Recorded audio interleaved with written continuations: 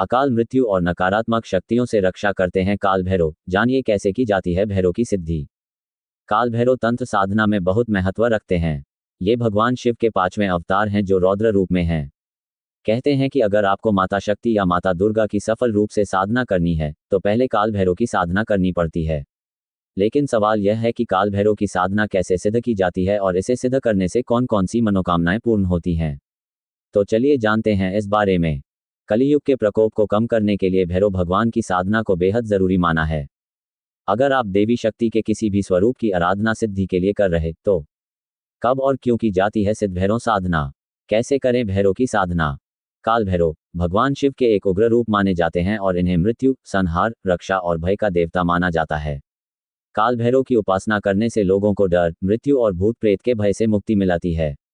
अभी कलियुग चल रहा है और शास्त्रों के अनुसार कलियुग में पाप अपने अंतिम चरम पर होगा। धर्म का कहीं नामो निशान नहीं होगा। ऐसे में कलियुग के प्रकोप को कम करने के लिए भैरव भगवान की साधना को बेहद जरूरी माना है।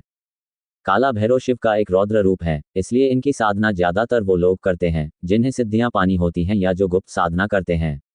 इन उपासना से साधक की शक्तियां काफी बढ़ जाती हैं। कहते हैं कि इस सिद्धि का फल कोई चुरा नहीं सकता। अगर आप देवी शक्ति के किसी भी स्वरूप की आराधना सिद्धि के लिए कर रहे तो इसके लिए भी आपको पहले काल भैरव की पूजा करनी होगी।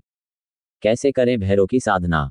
भगवान भैरव को प्रसन्न करने के लिए प्रातः काल स्नान आदि के बाद उनकी पूजा करनी चाहिए। इस दौरान काले वस्त्र धारण करना अनिवार्य होता है। सिद्ध भैरव साधना के लिए शनिवार और रविवार का अति उत्तम दिन माना गया है। उनके वाहन कुत्ते को मीठा खिलाना चाहिए। सिद्ध भैरव साधना में मंत्रों का प्रयोग भी किया जाता है जो है अतिक्रूर महाकाय कल्पांत दहनोपम भैरव नमस्तुभ्यम अनुज्ञा दातुमर्हसि। भगवान काल भैरव का महामंत्र। भय और दुखों से मुक्ति पाने के लिए कालभैरवाष्टमी पर आगे दिखाए गए मंत्रों का जाप कर सकते हैं।